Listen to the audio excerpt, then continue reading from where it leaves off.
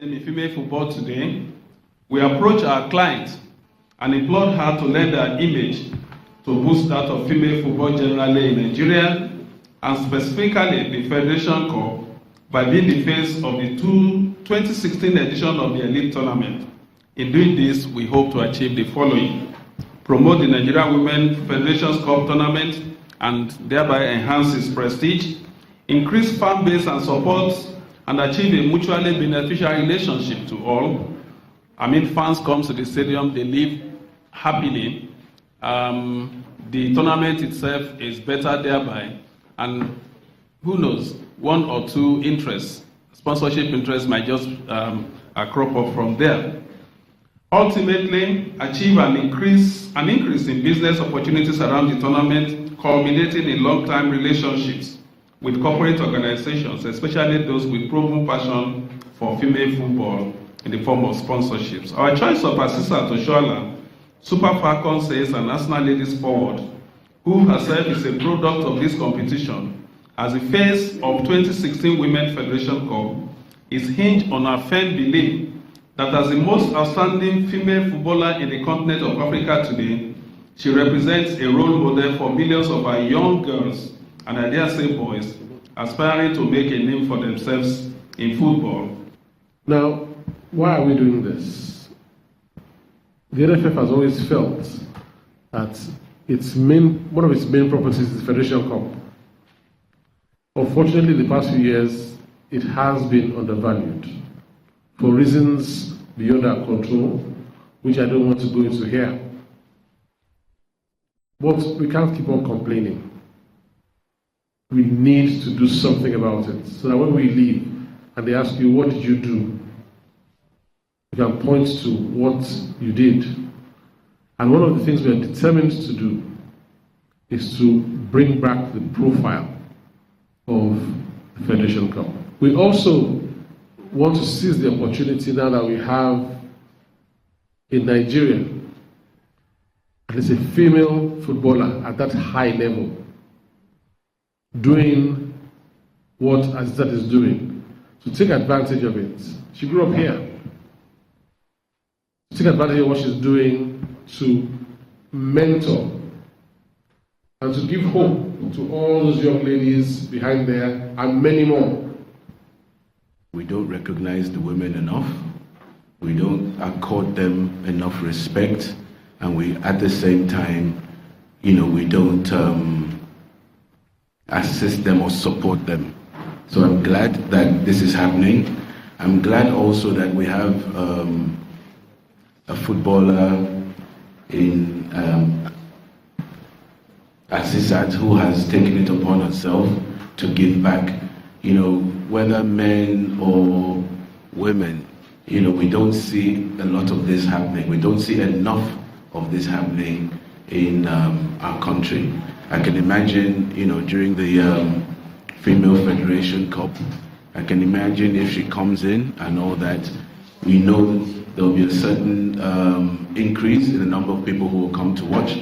There'll be a lot more interest, and then also the girls playing. The fact that they're playing in front of Asisat, obviously they want to be like Asisat. They probably want to go to Europe and all that, so they will align with her. So everything the organizing committee of the NFF and Taege are doing, fits into how we can develop female football and get a lot more interest in female football in Nigeria.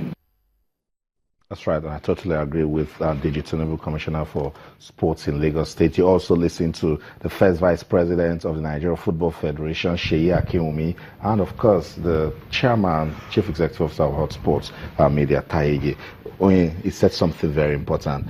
We develop women's football and increase the level of interest so that it can get more followership. Yeah, also I agree with you. I think the level of interest is good. A lot of people follow female football in Nigeria. You may not know. We have a lot of pace setters across the country. That's right. People have committed their life to the development of female football. What they need is just finance to move it to the next level.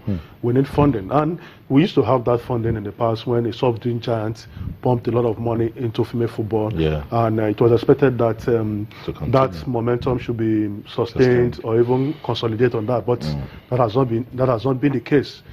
From what they are doing now with with Asisa Toshuala, I think corporate organizations should come because they need something to identify. You have to put something on the table for corporate organization to identify with. If you don't have anything on the table, they can't. They are not going to be Father Christmas. That's right. So for with this, I hope they can move to the next level and get corporate sponsors. Yeah. So that we don't have our female teams even playing at home, not being able to honor their games. Yeah. It's tragic. A lot of walkovers.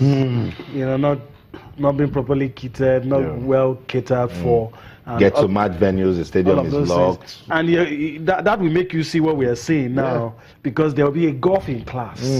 There'll be a golfing class. When you're not used to facilities, That's right. Even we journalists sometimes you get to some media centers and you're like, wow. You look at the equipment, you look at everything, and look at a football player that doesn't, use the latest sportswear, the equipment, training facilities, all of those. I'm even talking at club level. I'm not even saying national team, because all of those things would dovetail international. I remember there was a time where the Super Eagles would leave Nigeria and go and train at the club's facility in Ivory Coast. Very true. And we need to start looking at all of these things, and all of these countries that are churning out stars, producing them. They may not be big as Nigeria. It's not a play thing. Efforts. I agree. Deliberate, planned and sustained efforts into all of these things. I'm just hoping we'll be able to get it right. We're just lucky that we're so blessed. But we've decided to fold our hands, and that's why all of this is happening. But if we can, just harness the potentials, I agree. It's there. I totally agree, because Asisa Toshuala, what she has achieved, she'll be a great motivation to the next big star that's come out. When FIFA held that symposium, and she said, "Look, people from the Western world are very lucky. If they tell their parents what they want, they get it. They have all the facilities. Yeah, you're going to be told to shut up. If you say you want to play football, with all the money that I took me to send you to school, and a simple question a parent to ask: what future lies ahead of you to play football? A female footballer. A female footballer. What if you get your leg broken and there's this fear about you turning out to be like a guy, and you're not going to be admirable? And she said it. They're facing a lot of challenge, and we need to make it easy for these girls to choose to play this game. By putting the incentives on the table. We need to let them love the game. We need to respect them. We need to support them. We need to generate the interest. We need to support women's football in Nigeria. Put some money into it so that it becomes admirable, because we have the talent right here in the country. I'm talking about development at the club level. Let's talk about this one. You're just coming from that gathering. We loved it when we heard the announcement that West Ham will be coming to partner Ifeanyi, and it's all about football development in Nigeria. Yeah. Also, we said it here on Monday that you need a lot of expertise. That's right. We had a lot of issues in terms of coaching, youth development, and what West Ham has brought to this partnership is the expertise in youth development. And I think the MD said it in this event that they are renowned for academy development of footballers at that level. So I think Ifeanyi has a lot to gain from this partnership. And we learned that tomorrow they're going to go to Newe to see the facilities on ground and see how they can help to develop some of these facilities, especially the ones in the Newe, and go to the alma mater of the president of Ifeanyi. A lot to be gained from this, Austin. And we have talked about it, that we need structures as far as youth development, especially the clubs in the Premier League. The clubs are renowned, they are already established, but you need structures, you need youth development structures like they have in Europe, so that even footballers from that community don't need to go far away. They have the structure to harness their talents. And from that, we can take it up to the national team level. Already the NFF have the under 13, under 15, and the under-17. So if you have all this replicated in the 20 clubs in the Premier League, you can imagine the effects it will have in sports development. So everybody is commending what Ifeanyi has done. We hope that it comes to fruition. We hope that we begin to maximize the potentials from this partnership. That's right. Because you can see players of Ifeanyi Ubah, the officials of the NFF, club officials. I mean, this is a win-win situation. Yes. West Ham comes here, set up an academy. Even some of the clubs who said we cannot have younger players, take them to those academy while you're trying to build either a team C that will grow into team B and ultimately play in the senior team. I mean, if you don't know where you're going to, you need someone who's been there before to bring you to that place. I mean, West Ham is a club I admire, and Southampton as well. You look at West Ham and the stars that have come out: Les Ferdinand, Rio Ferdinand, Anton Ferdinand, Frank Lampard, Joe Cole. Right. All of those players came from West Ham. So, if we do it right, if you put money into football, it's an investment, and you're going to reap. And these guys will come and show you, this is how you're going to do it. It's not, in this part of the world, we like throwing money. And that's why people from the other side of the world, they don't just throw money around. Right, knowledge first. Knowledge, and they get good quality for whatever they spend. And I don't know the full details, but you just know that West Ham are here. Some people are saying they are coming here because they have something to benefit, but it's a win-win situation. It's it's not a predator and prey like some people have tried to call this. It's a win-win situation because both parties can benefit from this, and in the years to come we will be able to see what gains we'll get. But when clubs in Nigeria are able to attract partnership from established clubs overseas, it just shows you that the league is growing, and those that have that kind of partnership will not go down. That's just what it means, because these clubs will not tarnish their reputation and will not be involved in things that will get messy. That's right, it is, and we might just start reaping the benefits soon. As you can see, ex-internationals and a lot of football officials at the event. Let's go to that event, listen to some of the officials of Ifeanyi Ubah, and of course an official from West Ham United, and we'll come back, continue the show. Don't go anywhere. Excited about football in Nigeria for a long time, and we were always looking for the right partner who could work with us and help us to work in the market. With Dr. Ubah, we found a man who has a real vision for football in Nigeria, but he's also a man who backs his vision with action.